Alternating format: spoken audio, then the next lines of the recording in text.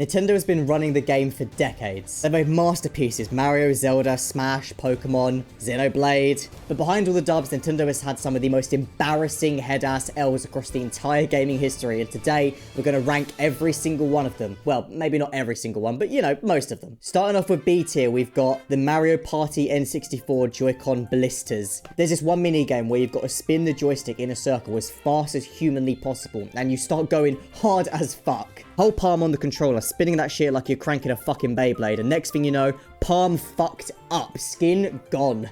It got so bad that Nintendo got sued and had to give out gloves as compensation. Alright, next up we've got Labo, which Nintendo really went, what if we sell people fucking cardboard and charge them $80? And somehow people bought this shit. I mean, like, yeah, it had some cool ideas, but come on, $80? This wasn't even some, like, fancy-ass, high-tech, like, premium quality, like, paper or cardboard. This shit was just literally cardboard. Not much else I can really say about this one. I mean, it was a fun idea, but really, really poor execution. But again, it didn't hurt anybody, so I'm gonna have to give this one a B tier as well. Alright, next up, we've got Nintendo Switch Online's N64 emulation, and this is where shit's gonna start ramping up a little bit. When they announced N64 games are coming to the Switch, I was so fucking hyped, and then I booted that shit up, and what the fuck is this?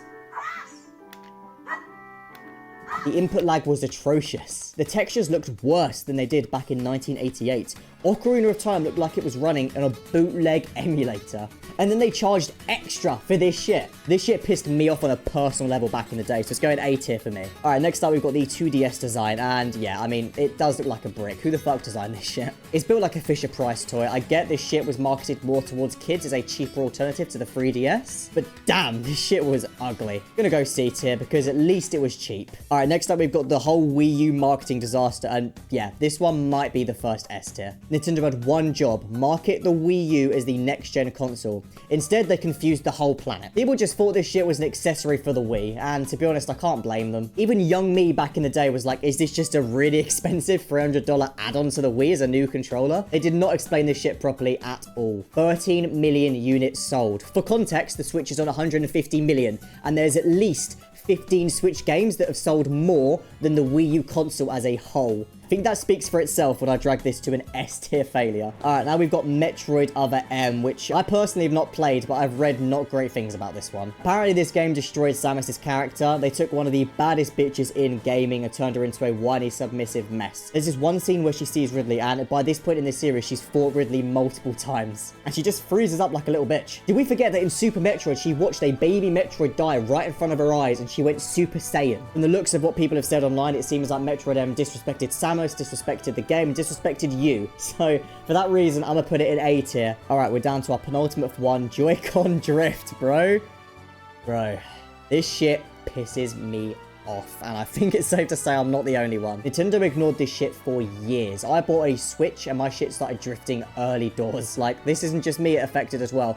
Hundreds of thousands of people putting complaints about this shit. People had to literally sue Nintendo before they even admitted it was a problem to begin with. And the worst part is they still haven't fixed it 7 years on. This is an easy S tier. There is no debate whatsoever. And finally, what an incredible way to end the Virtual Boy. Nintendo really thought this was the future of gaming. This ugly ass headset that had no color, by the way, no color, just red and black graphics. And they wanted $180 for it with only 22 games. Back in the day, that was a lot of money for not a lot of content. And to add insult to injury, this shit was giving people headaches as well. So not only was it not worth your money, not worth your time, but it wasn't worth your health either. This has to be the biggest Nintendo fail of all time. I mean, at least with the Wii U, there are some great games that are still exclusive to that console, and there are devout fans of the Wii U that are out there still. This shit, no one fucked with. It failed on every front. So S tier, the biggest Nintendo fail of all time. This wasn't as long of a tier list as I thought there was going to be. I'm sure there are more fails Nintendo have probably made over the years. So let me know down below if there's anything I missed, anything you would have ranked as a worse fail than what I put in S tier,